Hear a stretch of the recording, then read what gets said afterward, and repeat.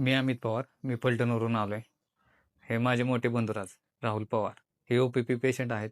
आम्ही जवळजवळ 20 दिवस झाले आम्ही इथं आहोत. आमचं पेशंट 15 दिवस व्हेंटिलेटरवरती होता.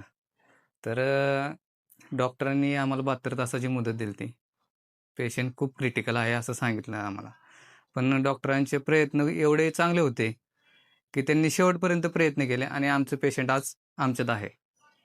त्यात डॉक्टर नीती महाडिक, ICU हेड आणि अंडर ट्रीटमेंट शशांक झळक डॉक्टर यांच्यामुळे माझा भाव आज इथं आहे.